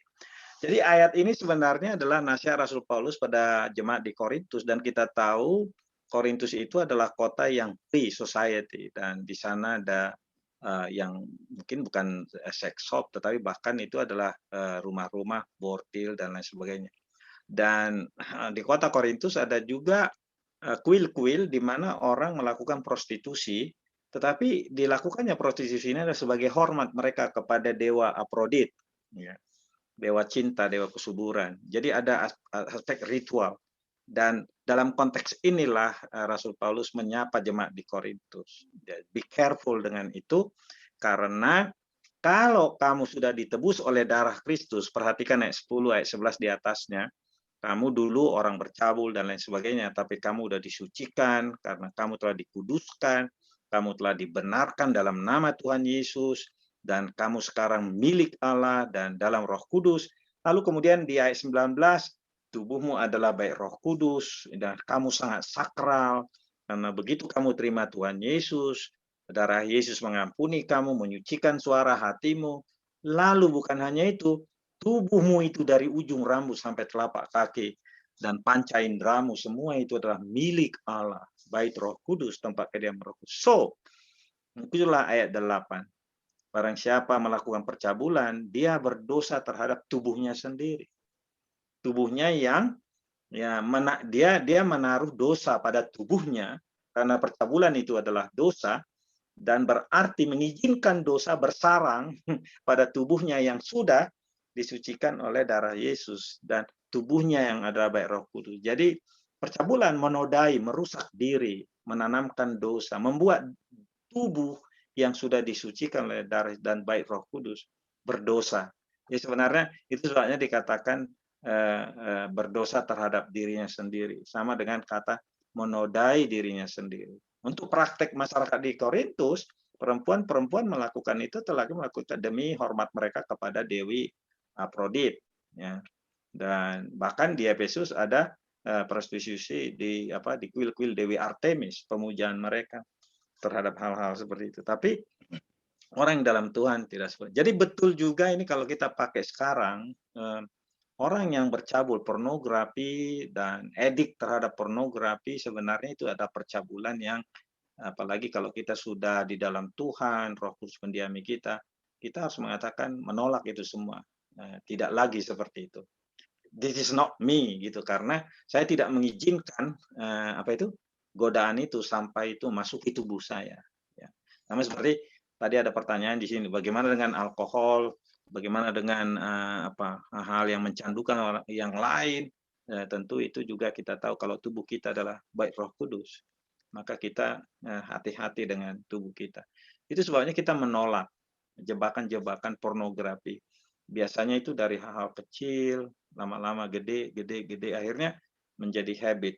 Dan saya kira pertanyaannya adalah begini, Pak Sejabat, kalau ada orang misalnya jatuh lagi, terus ayat mana yang menghibur mereka? Saya kira itu 1 Yohanes pasal yang kedua ya, masih ada harapan bagi orang yang gagal, terus kemudian mengalami pemulihan. Ya, supaya kita terus berusaha untuk bangkit. Ya. Tentu kita bukanlah manusia sempurna. Mungkin ada saja nanti warga jemaat atau di mana kaum pria yang bertanya, loh, kalau gagal gimana? Sudah berusaha. Saya kira 1 Yohanes 2 ayat 1 dan 2. Anak-anakku, hal-hal ini kutuliskan kepada kamu supaya kamu jangan berbuat dosa, termasuk lari dari percabulan. Karena saya berpikir kalau Yusuf di Mesir di rumah tante Potifar, dia berani lari, ya dia lari, dia flee, dia tinggalkan. Kayaknya harusnya begitu juga langkah orang di masa artificial intelligence ini, atau bagaimana masuk ke gaji kita lari, kita jangan layani. Dan kemudian katakan supaya kamu jangan berbuat dosa. Namun jika orang berbuat dosa, kita mempunyai seorang pengantara pada Bapa, itu Yesus Kristus. Dia adalah pendamaian untuk segala dosa kita, bukan untuk dosa kita saja, dan untuk segala seluruh dunia. Jadi kembali kepada pertanyaan tadi, bagaimana kalau ada kegagalan, ya terus Pak Hendrawan tadi sudah mengatakan, ya bagaimana kalau orang gagal lagi? Saya kira disitulah letaknya. Dia ayo lagi, maju lagi, dan selalu meminta, berharap pada Tuhan supaya kemudian hari ada pertobatan. Terutama ayat 9 bagian pasal 1. Ini penting banget. Saya suka mengatakan ini kepada orang yang selalu gagal. Kamu udah pernah belum kamu mengakui bahwa kamu gagal? Kamu udah pernah nggak mengakui bahwa kamu pencundang? Dalam ayat 9, jika kita mengaku dosa kita. Ini kalau ada orang kejebak terus pornografi. Aduh Bapak, ampuni saya. Bapak, saya menyesal. Bapak, di dalam Yesus Kristus, saya menajiskan pikiran saya, menajiskan tubuh saya. Aduh, ampuni saya Tuhan, karena saya sudah menajiskan tubuh saya sebagai bait Roh Kudus-Mu. Nah, itu kan ayat 9. Jika kita mengaku dosa kita, ketika kita remuk mengaku dosa kita, menyesal di hadapan Tuhan. Ini kuncinya adalah ada kejujuran, menyesal di hadapan Tuhan. Ya, jatuh lagi, terus kemudian hari jatuh lagi, wah menyesal banget di hadapan Tuhan, sehingga kemudian ya kemampuan segala dosa kita, mensucikan kita dari segala kejahatan. Dan ada pengakuan, ada pertobatan, lalu kemudian ada permohonan pada Roh Kudus. Ya, lagu tadi mengatakan pimpinlah jiwaku Roh Kudus, ya. Betul, tanpa Roh Kudus itu kita nggak mampu melakukan itu. Jadi ada firman Tuhan yang kita ingat, ada pertobatan kita, ada Roh Kudus yang akan mengingatkan firman Tuhan supaya kita eling dan memampukan tubuh kita. Bahkan coba perhatikan ini ya, kalau ada orang selalu nggak bisa melawan tubuhnya, orang bilang tubuh saya kan lemah, tubuh saya. Perhatikan pasal 8 Roma. Roma pasal 8 ayat 11. Dan jika roh Dia yang telah membangkitkan Yesus dari antara orang mati diam di dalam kamu, maka Ia yang telah membangkitkan Yesus Kristus dari antara, maksudnya Roh Kudus yang juga ikut dalam campur tangan kebangkitan Yesus Kristus. Lihat powerfulnya Roh Kudus. Makanya saya bilang, kayaknya nggak ada alasan bahwa kalah. Buktinya apa? Dia bilang begini, Roh Kudus itu menghidupkan juga tubuhmu, mata, tangan, anggota, nafsu, tubuhmu yang panah itu oleh rohnya. Makanya saya bilang, sebenarnya kalau tinggal tekad orang sih, kemauan orang mau bebas, mau free, mau apa dari situ, mau selamat dari situ. Sebenarnya tidak ada alasan kita bahwa kita nggak bisa bebas. Karena persoalannya ketika orang memberi diri kepada Roh Tuhan, perhatikan itu. Roh itu menghidupkan tubuhmu yang panah. Tubuhmu yang panah itu maksudnya tubuhmu yang lemah, yang kadang-kadang kita ngaku, aduh tubuh saya begini sih, nafsu saya begini sih, mata saya begini sih. Nggak ada alasan. Itu ayat 11 powerful banget. Hidupmu itu Roh Kudus menghidupkan tubuhmu yang panah supaya kita menang terhadap dosa. Jadi makanya saya bilang betul ya Pak Indrawan tadi, harus ada kesadaran yang kuat. Ini dosa. Saya mau hidup kudus di hadapan Tuhan. Karena efeknya bukan untuk diri saya, tapi efeknya untuk keluarga saya, untuk pasangan saya. Ya. Jadi saya nggak boleh diam-diam memuaskan nafsu saya di luar pengetahuan pasangan saya. Yang harus ada komitmen. Yang memuaskan nafsu seks saya harus pasangan saya. Itulah pernikahan.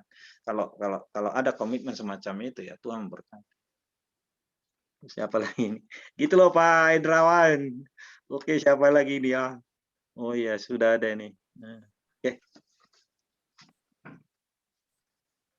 Mudah-mudahan itu terjawab ya Pak Yusman ya. Baik, terima kasih Pak Jabat, jelas. Terima kasih. Ya Pak, ini ada juga dari Bapak Pendeta Sudra yang ingin bertanya. Tapi di dalam ini juga ada ini apa ya? Atau ada terus bagaimana kalau pedagang rokok ini ada juga dari Bapak Baren, Pak. Ya, itu menarik sekali. Bagaimana kalau pedagang rokok? Nah, hati nuraninya lah yang dibahas di sana. Andai kata saya kan tidak berdagang rokok. Kalau saya ya, tapi kalau hati nurani memang itu kadang-kadang orang ya menghindari. Kalau saya hanya saya saja. Saya tidak akan mengambil posisi itu. Jadi kadang tidak mudah untuk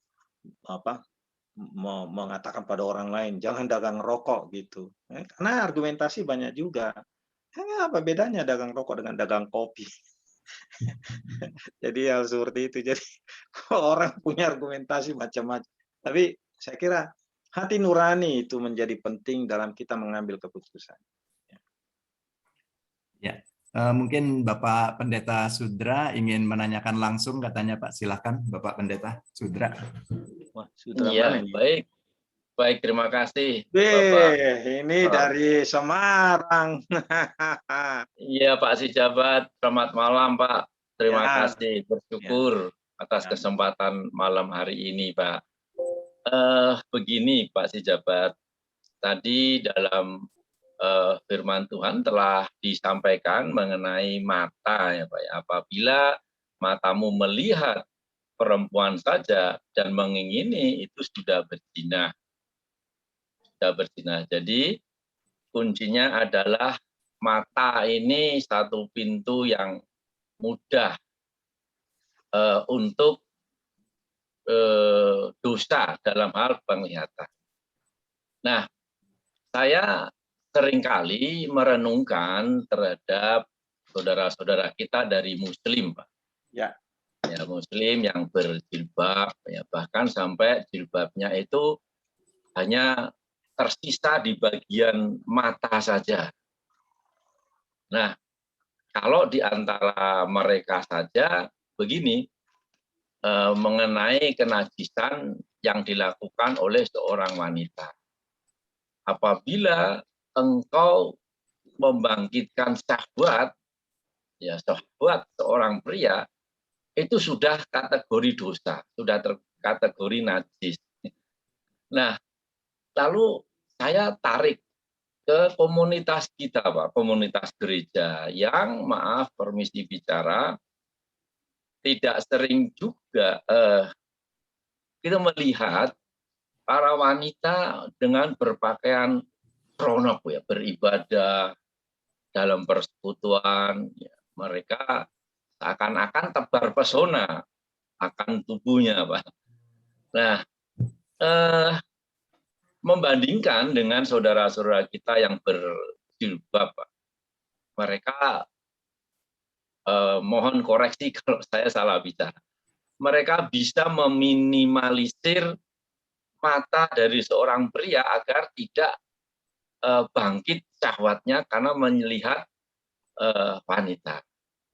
Nah, lalu kira-kira bagaimana Pak untuk kita bisa memberi dorongan atau sedikit mengedukasi begitu terhadap kaum wanita. Saya rasa kalau ada orang masuk gereja wanita lalu pakai jilbab padahal mereka Kristen pun saya rasa itu menjadi sesuatu yang aneh bagi saudara-saudara kita yang lain. Nah, karena saya konteksnya adalah pelayanan di anak-anak, mungkin bisa mendapat pencerahan dari Bapak untuk memulai bagaimana seorang wanita di usia dini itu mulai melatih untuk tidak memamerkan tubuhnya. Jadi berpakaian tanpa dengan tebar pesona. Begitu, Pak. Jadi ini yang saya mau tanyakan dan terima kasih, Pak, untuk pencerahannya. Terima kasih Pak Pendeta Sudra, teman-teman sekalian yang ada di Gereja JPPS Pagarsi. Ini Pak Pendeta Sudra, pendeta di Gereja Salmasih Pringgading, salah satu pengerja. Jemaat mereka banyak. Ini karena teman lulusan Tiranus, jadi kayaknya lihat jadi ikut. Thank you Pak. Jadi ini Pak Sudra ini udah punya cucu ini. Betul Pak. Cucunya udah 2 atau 3? Baru 1 Pak. Oke. Jadi begini Pak Sudra. Jadi satu hal yang kita lihat memang itu dari tetangga sebelah mereka berusaha untuk memproteksi dirinya, terutama pada wanita, ya, pada pihak wanita. Pertanyaan saya, dalam komunitas seperti itu yang terjadi katakanlah di Timur Tengah, apakah berarti perzinahan sudah free? Nah, kan gitu ya. Apakah kekerasan terhadap perempuan sudah sehat? Artinya free, tidak ada. Jadi itu pertanyaan-pertanyaan. Jadi kalau misalnya bahwa pornografi, percabulan, perzinahan belum bebas di masyarakat seperti itu, berarti ada sesuatu bahwa itu bukan jawaban. Ya, jadi artinya walaupun orang berusaha menutupi, karena lagi-lagi kuncinya sebenarnya di pikiran ya, di hati. Jadi itu kuncinya di situ dia. Jadi apakah dengan orang membatasi dia katakanlah menutupi semua, wanita hanya tinggal matanya. Apakah pria-pria yang itu langsung bebas tidak ada lagi? Padahal sebenarnya mungkin kalau di rumah mereka buka ya, karena setahu saya katanya juga buka di rumah. Jadi kalau keluar iya, ya jadi. Tapi mungkin ada motif lain yang sebenarnya sedang terjadi dengan itu. Oke lah. Jadi pertanyaan saya adalah, apakah itu menjamin bahwa pria-pria tidak akan ada lagi perzinahan di masyarakat semacam itu? Justru banyak sekali kita lihat dalam masyarakat seperti itu pria-pria doyan punya istri lebih dari 1, lalu kemudian juga adanya pernikahan-pernikahan siri dan seterusnya itu. Jadi berarti ada sesuatu yang masalah. Tapi cuman dialihkan bentuknya kan gitu ya. Oke. Si prianya masih terus beringas gitu. Itu, si prianya masih beringas karena belum ada roh Tuhan yang membuat dia lembut, membuat dia bisa merem. Karena buah roh itu kan pengendalian diri loh Pak ya. Katakan buah roh di 9 bagian terakhir pengendalian diri. Nah, saya berterima kasih karena saya baik Roh Kudus dan Roh Kudus menolong saya untuk pengendalian diri. Jadi artinya kalau melihat yang menggiurkan, stop. Jadi Roh Kudus itu ada pengendalian diri. Tidak membuahi. Kata Yakobus tadi, melihat tapi tidak membuahi. Ini diskusi saya dengan saya tidak tahu apakah anak saya dari sini. Tapi pernah kami diskusi ketika dia mahasiswa di ITB, dia bilang gini, Pak, jadi gimana cara saya kalau saya lihat di jalan tiba-tiba ada gambar perempuan atau apa, gimana saya supaya tidak berdosa? Pertanyaan polos sebagai seorang mahasiswa. Terus kami diskusi pada waktu itu panjang lebar ya. Terus saya katakan prinsipnya adalah apa yang dikatakan Yakobus. Juga dikatakan oleh Pak Andrawan tadi, kita nggak bisa turunkan itu iklan yang ada itu nggak bisa kan? Cuman bagaimana kita menjaga mata kita, menjaga hati kita, apakah kita membuahinya? So delete aja, jadi jangan layani keinginan itu, alihkan. Roh Kudus, firman Tuhan mengajari kita untuk mengalihkan perhatian kita kepada yang lain. Itu saya kira juga di sana tanggung jawab kita.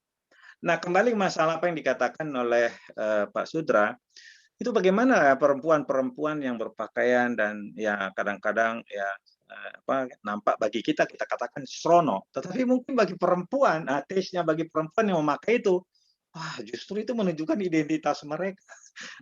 Jadi siapa yang harus mengajari perempuan untuk modesty, maksudnya yang yang layak dia mengajari kaum perempuan supaya dia rapi, sopan gitu ya, dan tidak memancing, memberi kesempatan bagi orang lain untuk berpikir macam-macam tentang dirinya. Saya pikir ya ibu-ibu, ibunya perempuan itu saya kira yang harus memberitahu tubuhmu baik Roh Kudus, maka kamu harus menjaga dirimu dan seterusnya itu. Nah, kembali masalah tadi anak-anak ya. Jadi kembali Bapak mengatakan ya pelayanan kami di anak-anak. Justru barangkali di sini letaknya bagaimana sejak perempuan-perempuan masa anak-anak itu dilatih menghargai tubuhnya. Ya, kemudian berpakaian yang layak, ya mungkin tidak harus pakai tutup mata semua, tapi yang layak sebagai hormat dia kepada Allah yang menghargai yang menebus tubuhnya dirinya. Jadi mungkin kepada gereja perlu apa yang disebut kalau teologi istilahnya teologi tubuh. Pengajaran iman Kristen mengenai tubuh. Nah, karena jarang ini dibahas ya. Bagaimana kita memperlakukan tubuh kita, merawat tubuh kita. Kenapa saya harus olahraga? Kenapa saya menjaga makanan, pola tidur, pola makan? Karena saya menghargai tubuh saya sebagai ibadah saya kepada Tuhan. Termasuk juga dalam cara berpakaian yang layak, yang modest gitu loh. Jadi untuk perempuan saya kira perlu diajarkan, tapi saya kira ini adalah kita serahkan kepada ya istri-istri gembala. Kalau Pak Gembala ngajarin kan nanti susah dibilang kan ya. Jadi ya itu istri-istri. Jadi di sini saya kira pembinaan keluarga menjadi penting dan kemudian bagaimana ibu-ibu orang tua memberikan teladan bagi putri-putrinya. Ini soal penghargaan diri sebenarnya Pak. Kalau saya lihat tuh ada karakter penghargaan diri.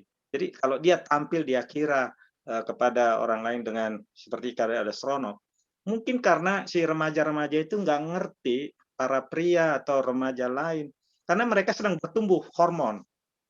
Mungkin remaja harus diajari juga bahwa ketika orang menjadi remaja ada hormon seksual yang yang ketika melihat pasangannya berbeda sebelumnya ketika mereka anak-anak. Bahkan kita pun orang dewasa ini masih berterima kasih kepada Tuhan bahwa hormon seksual kita masih berfungsi sehingga kita ada bergairah melihat lawan jenis ya, tapi tidak disalurkan begitu karena salurannya tentu pasangan kita diwarnai oleh cinta. Jadi secara fisiologis ya karena hormon. Jadi ini perlu disampaikan apa yang disampaikan oleh Pak Andik Wijaya dalam ceramah-ceramahnya. Bagaimana keluarga orang tua menolong anaknya sehat dalam hal seksualitas. termasuk juga memahami perkembangan dirinya, gejolak-gejolak seksual yang ada pada dirinya. Nah, percakapan ini saya kira penting. Saya kira itu fungsinya entah gereja, pembinaan, dan seterusnya. Pak Sudra, mohon maaf, itu barangkali jawaban saya. Baik Pak, terima kasih Pak Sijabat, terima kasih. Ya. Terima kasih Bapak Sijabat, juga Bapak Pendeta Sudra untuk pertanyaannya. Tapi karena keterbatasan waktu, mungkin sebelum kita mendengarkan pengumuman, saya mohon dengan hormat juga Bapak Sudra tutup dalam doa, bukan tutup dalam doa, tapi berdoa untuk firman Tuhan dan juga diskusi yang kita jalanin barusan ya Bapak. Silakan Bapak Sudra, Bapak Pendeta Sudra. Iya. Baik, mari kita berdoa. Tuhan Allah Bapa yang kami kenal, kami sembah di dalam Yesus Kristus Tuhan kami. Sungguh kami bersyukur untuk kesempatan malam hari ini. Kami kaum pria boleh diisi dengan firman Tuhan untuk menjaga pikiran kami dan mata kami agar kami tidak jatuh dalam dosa melalui dua hal tersebut. Kami juga mohon Tuhan memberkati Bapak Sijabat dalam pelayanan, kesehatan, dan keluarga. Tuhan melimpahkan beliau hikmat dan akal budi dari hari ke hari selalu baru. Dan kami bersyukur atas firman Tuhan, mohon Roh Kudus selalu memeteraikan dalam hidup kami agar kami berjalan sesuai dengan kontrol Roh Kudus. Dan para peserta virtual pun Tuhan juga memberkati mereka. Firman yang sudah didengar, biarlah itu bekerja dalam hati kami semuanya. Kami bersyukur ya Tuhan, semuanya ini hanya di dalam nama Tuhan Yesus Kristus. Amin. Amin. Terima kasih Pak Sudra. Ya, terima kasih Pak Sudra untuk doanya. Sama-sama, Pak. Memang ini rasanya menarik sekali nih Pak Sijabat. Ini mesti ada sesi 2 mungkin, karena saya yakin banyak bapak-bapak yang ingin bertanya, tapi mohon maaf sekali nih karena keterbatasan waktu. Ya, saya serahkan kepada Bro Haiki untuk mungkin ada pengumuman. Bro Haiki, silakan. Oke, makasih Pak Hendrawan buat moderatornya. Makasih Pak Sijabat buat kebenaran firman Tuhannya. Terima kasih, sangat memberkati sekali Pak buat kebenaran firman Tuhan tentang mengatasi jebakan kehidupan pria dalam kehidupan atau dalam kebiasaan atau dalam lingkungan buruk. Tiap pria seringkali mengenai seks, pornografi, kekerasan, bahkan mungkin narkoba, sekaligus banyak sekali pria-pria yang masih terikat. Dan puji Tuhan malam hari ini kita bisa belajar untuk mengatasinya, yaitu dengan satu kunci, yaitu kita harus suci hati kita. Karena firman Tuhan katakan bahwa berbahagialah orang yang suci hatinya, karena mereka akan melihat Allah. Puji Tuhan, makasih Pak Sijabat buat kebenaran firman Tuhan, dan untuk bisa menghadapinya, yaitu kita jangan memperhambakan diri dengan dosa, karena Kristus telah menebus kita dari dosa, dan kita minta pimpinan Roh Kudus, jangan sampai kita untuk menyakiti Tuhan. Amin. Puji Tuhan, makasih Pak Sijabat buat kebenaran firman Tuhannya, Tuhan memakai lebihan-lebihan untuk kemuliaan nama Tuhan. Amin. Puji Tuhan, makasih juga buat Bro Rapi yang sudah pimpin pujian, buat Ko Hendrawan, buat teman-teman yang sudah bergabung, yang ada di Bandung, yang di luar Bandung, bahkan ada yang di luar pulau juga. Makasih buat bisa bergabung seperti malam hari ini. Makasih juga buat Pak Pendeta Sudra yang baru pertama kali ikut Zoom. Saya harap bisa terus ikut Zoom tiap hari Kamis jam 8. Amin. Puji Tuhan. Makasih semuanya. Makasih juga buat teman-teman ACC. Puji Tuhan, saya akan membacakan pengumuman AMC seminggu ke depan. Saya akan bacakan. Tiap pagi ada doa pagi, tiap Senin jam 5 sampai jam 6 pagi via Zoom di link yang sama. Saya juga mengundang Bapak-Bapak semua untuk bisa ikut bergabung dalam doa pagi ini. Yang kedua adalah ibadah raya kita cuma satu kali, yaitu diadakan secara online tiap hari Minggu jam 8 sampai jam 9:30 pagi. Saya juga mengundang untuk Bapak-Bapak bisa ikut ibadah dalam ibadah online tiap hari Minggu. Selanjutnya adalah minggu depan.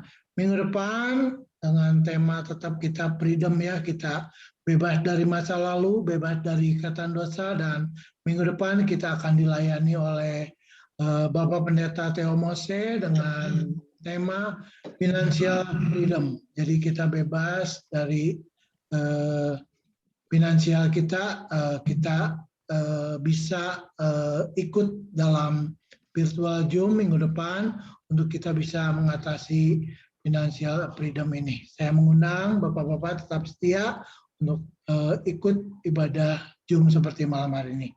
Amin. Selanjutnya adalah persembahan kolekte. Persembahan kolekte untuk kas AMC bisa ditransfer melalui rekening persembahan AMC, nomor rekening 676-157-5503 Bank BCA atas nama Bapak Mulyawan Setia Utama. Saya juga berharap supaya teman-teman bisa mensupport dengan melalui persembahan kolekte AMC ini. Selanjutnya adalah ibadah Zoom ini juga direkam ya, dan akan ditayangkan di channel YouTube yaitu AMC Bandung. Buat teman-teman atau siapa saja yang belum bisa mendengarkan di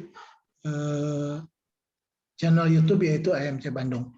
Mungkin itu aja pengumuman malam hari ini. Sekali lagi, makasih Pak Sijabat buat sharing firman Tuhannya. Saya serahkan kepada Bapak Pendeta Daniel.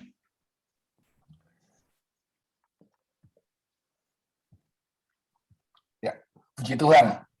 Terima kasih hambanya Bapak Pendeta Samuel Sijabat yang sudah memberikan pencerahan kepada kita pada malam hari ini untuk setiap pria, untuk kita lepas dapat mengatasi daripada jebakan-jebakan ya, khususnya kebiasaan pria, ya kelemahan-kelemahan kita setiap pria.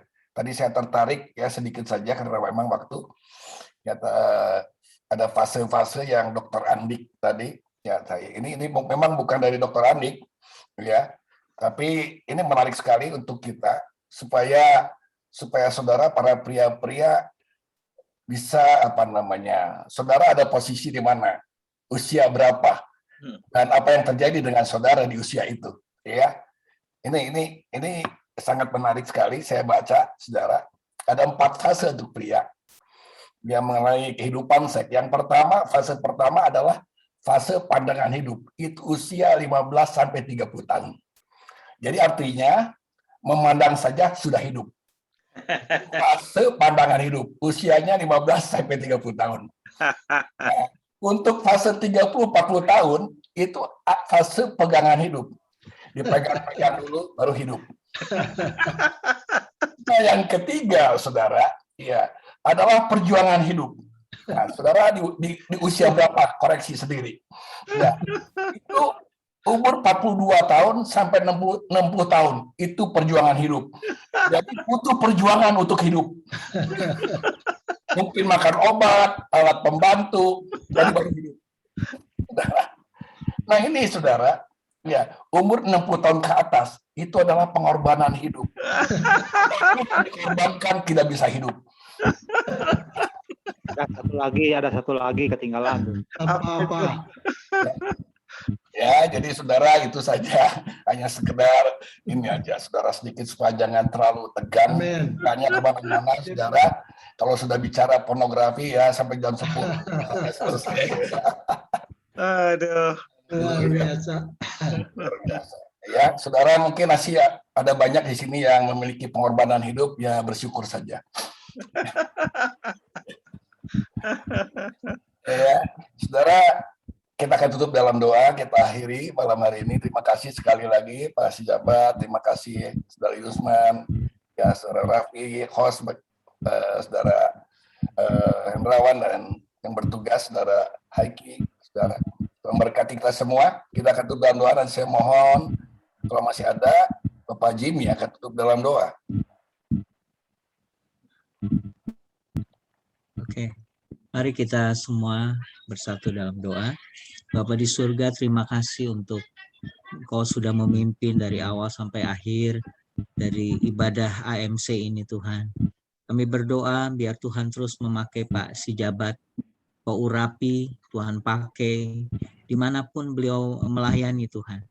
Dan pakai kami juga Tuhan.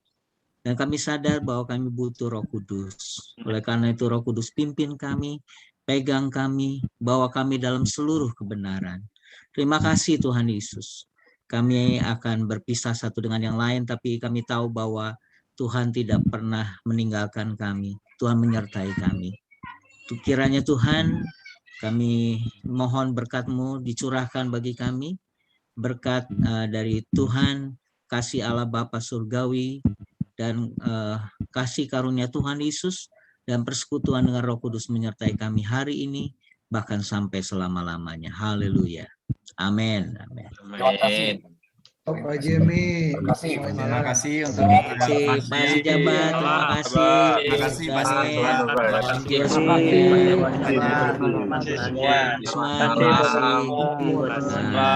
Terima kasih ya. Terima kasih, sama-sama. Baik, Sama-sama. Terima kasih. Terima kasih Bro Hendrawan.